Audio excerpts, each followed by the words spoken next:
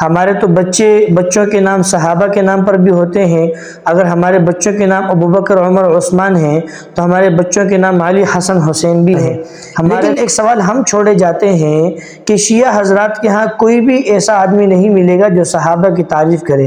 شیعہ حضرات اہل سنت والجماعت سے ایک سوال کرتے ہیں، سنی بھائیوں سے ایک سوال کرتے ہیں، اور یہ سوال تقریباً ہر جگہ پہ ہوتا ہے کہ اہل سنت والجماعت صحابہ کا تذکرہ تو کرتے ہیں، صحابہ کا ذکر تو کرتے ہیں، لیکن اہل بیت کے ذکر نہیں کرتے۔ اس کی وجہ کیا ہے؟ ان کے جلسوں میں صحابہ صحابہ و صحابہ و شان صحابہ زندہ باد کے نعرے تو لگتے ہیں، لیکن اہل بیت کے نعرے، شان اہل بیت کے نعرے، ان کے مرتبے کو بیان نہیں کیا جاتا، ان کے نعرے نہیں لگتے ہیں۔ اس کی وجہ کیا ہے؟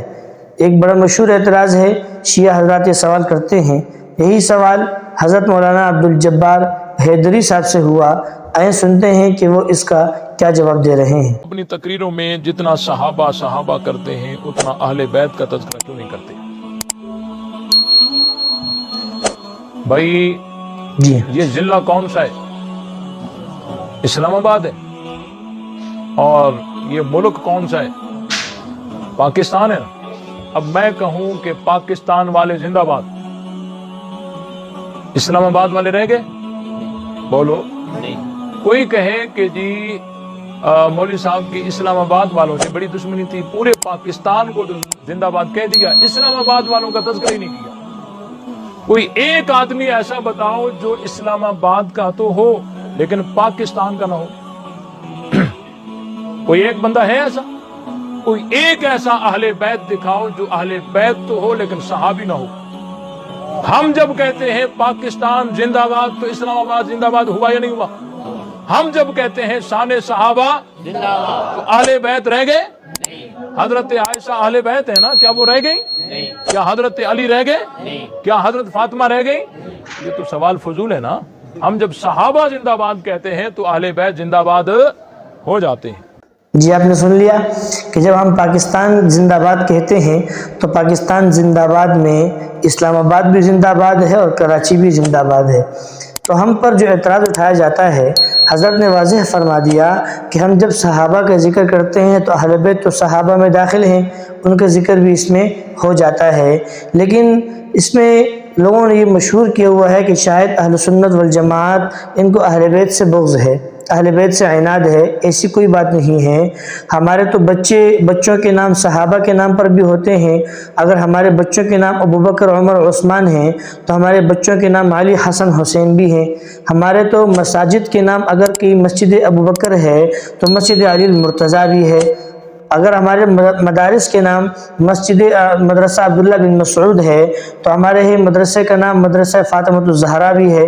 تو ہمارے بچوں کے نام، ہمارے مدارس کے نام، ہمارے اسکولوں کے نام، غرض یہ کہ زندگی میں روزمرہ جن اشیاء کے نام رکھے جاتے ہیں وہ نام ہمارے ہاں صحابہ کے ناموں پر بھی ہیں، اہل بیت کے ناموں پر بھی ہے۔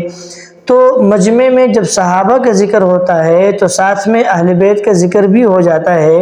اس سے یہ مطلب لینا اور یہ مطلب نکالنا کہ اہل سنت والجماعت اہل بیت سے دشمنی اور عناد رکھتے ہیں، یہ سراسر ظلم اور زیادتی اور بہتان ہے۔ لیکن ایک سوال ہم چھوڑے جاتے ہیں کہ شیعہ حضرات کے ہاں کوئی بھی ایسا آدمی نہیں ملے گا جو صحابہ کی تعریف کرے۔ صحابہ ان کے ہاں کچھ ہیں، ان کے علاوہ وہ کسی کی تعریف نہیں کرتے۔ ان کے ناموں میں کوئی معاویہ کا نام نہیں ہوتا، ابوبکر کا نام نہیں ہوتا، عمر کا نام نہیں ہوتا، عثمان کا نام نہیں ہوتا۔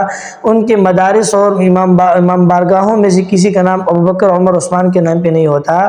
تو جو سوال ہمیں کرنا چاہیے تھا، الٹا چور کوتوال کو ڈانٹے، وہ سوال وہ ہم سے کر رہے ہیں۔ تو ہمارے مدارس میں، ہمارے مساجد میں، ہمارے جلسوں میں جب صحابہ کے نعرے لگتے ہیں تو اہل بیت تو صحابہ میں شامل ہے، اور ہم جب درود پڑھتے ہیں ہم تو خصوصاً اہل بیت کا ذکر کرتے ہیں کہ صلی اللہ علیہ وآلہ وسلم واصحابہ وسلم۔ تو ہم صحابہ سے بھی پہلے آل کا ذکر کرتے ہیں، صلی اللہ علیہ وعلی آلہ واصحابہ وسلم۔ تو پھر اس کے باوجود یہ کہنا کہ ہم اہل بیت سے بغض رکھتے ہیں، عناد رکھتے ہیں، یہ سراسر ظلم اور زیادتی ہے۔ اللہ تعالیٰ سے دعا ہے کہ اللہ تعالیٰ حضرت علامہ صاحب کے علم میں، عمل میں، ہر چیز میں اضافہ فرمائے۔